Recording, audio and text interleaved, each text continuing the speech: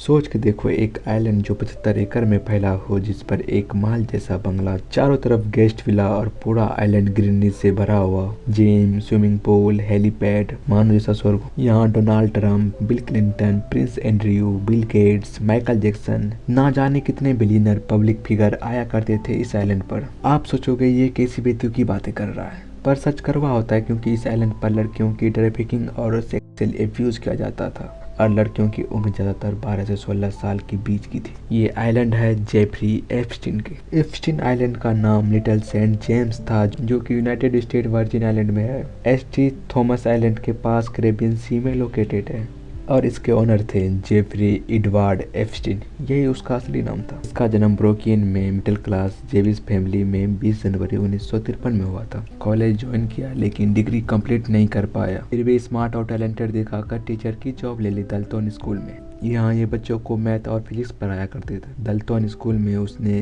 Rich और powerful लोगों से कनेक्शन बनाना शुरू किया। यहीं से उनकी जिंदगी में टर्निंग पॉइंट आया। फाइनेंस वर्ल्ड में एंट्री ली एक स्टूडेंट के पेरेंट्स के माध्यम से। वॉल स्ट्रीट पहुंच गए। बियर स्टेन्स जैसी इन्वेस्टमेंट फर्म में काम किया। यहीं से पैसा, पावर और इन्फ्लुएंस बढ़ने लगा। गरीब बैकग्राउंड, नो प्रॉपर डिग्री, लेकिन मैनिपुलेशन, नेटवर्किंग और सीक्रेट के जरिए वो इलाइट सर्कल का हिस्सा बन गया। सच तो यही है, उसके सक्सेस के पीछे डार्क क्राइम, एक्सप्लोटेशन और एब्यूज छुपा था, जो बाद में दुनिया के सामने आया। फाइनेंस वर्ल्ड में आते ही पैसा आया, private jets, island, politician, businessman, royal से दोस्ती।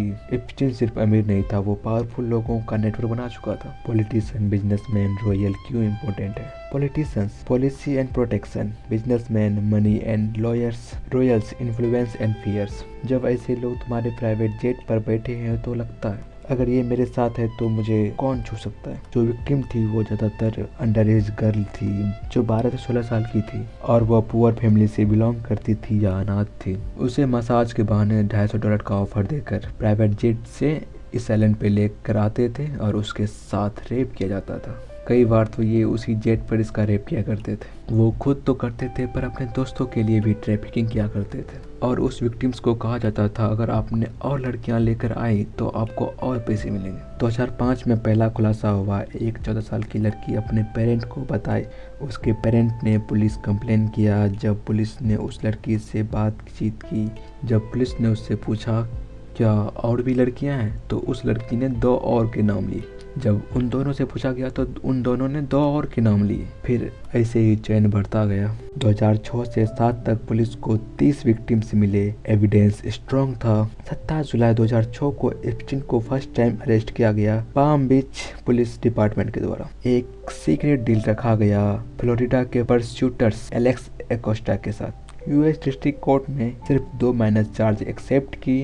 Solicitation of prostitution, procurement of a minor of prostitution, sex trafficking जैसे सीरियस चार्ज हटा दिए गए। विक्टिम को डील के बारे में बताया तक नहीं गया, जो ये भी यूएस में एक जुर्म है। सजा क्या मिली? 13 महीनों की जेल। जेल भी सिर्फ रात को, दिन में ऑफिस जा सकता था, घर का काम कर, नॉर्मल लाइफस्टाइल। इसे कहते हैं work release jail. Donald Trump 2016 में प्रेसिडेंट बनते हैं। एलेक्स एकोस्टा को लेबर सेक्रेटरी बनाया जाता है। 13 महीने बाद एप्स्टीन नॉर्मल लाइफ जीने लगता है। पार्टियां शुरू होती है और विलन बच जाता है। पर पिक्चर अभी बाकी है मेरे दोस्त, क्योंकि दुनिया के एक कोने से एक जर्नलिस्ट जूली के ब्राउन मियामी हेराल्ड के लिए काम करती है। वो इस केस को फॉलो कर रही थी, साथ ही एक बुक भी लिख रही थी जिसका नाम दिया गया परवर्सन ऑफ जस्टिस। उसने अपनी 3 भागियों वाले इन्वेस्टिगेटिव सीरीज 2018 में रिलीज की। लेबर सेक्रेटरी एलेक्स एकोस्टा, जो 2018 में डील नेगोशिएट किए थे, को रिसाइन करना पड़ा पब्लिक प्रेशर।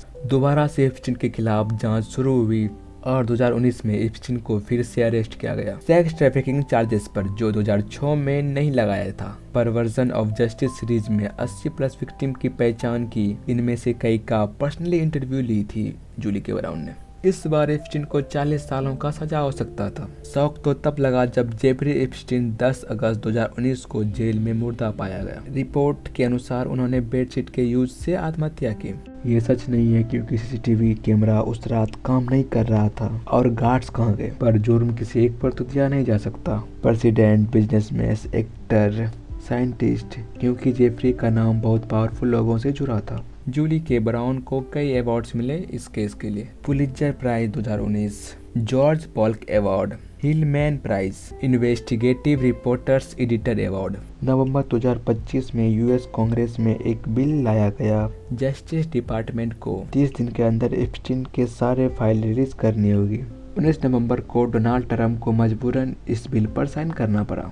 कुछ ट्रंप सपोर्टर एक्साइटेड थे कि बिल क्लिंटन एक्सपोज होंगे, जो कई सालों से षड्यंत्र चल रहा था वो सबके सामने आएगा। जब 19 दिसंबर को जस्टिस डिपार्टमेंट के द्वारा 1000 फाइल रिलीज किए गए, फिर 23 दिसंबर को 30,000 डॉक्यूमेंट और रिलीज किए गए, जो 50% से भी ज़्यादा ब्लैक मार्केट से छुपाए गए थे। नाम, आइडेंटिटी, डेट्स।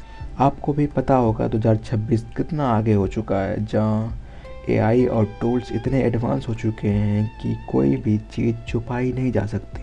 इसे पढ़ने के बाद जो सच सामने आया वो बिल क्लिंटन के बारे में कम और डोनाल्ड ट्रंप के बारे में ज़्यादा था। सोचो, अभी 30,000 फाइल रिलीज हुआ तो इतना कुछ सामने आया।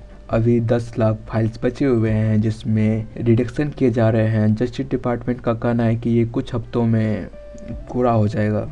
एप्स्टीन के फाइल में एप्स्टीन के आइलैंड पर कौन आया था सबका हिसाब था। आने वाले समय में देखने को मिलेगा कितने president, prime minister, billionaire, princess इसमें फंसे और कितने लोगों का पर्दा खुलेगा जो एप्स्टीन बुक में है।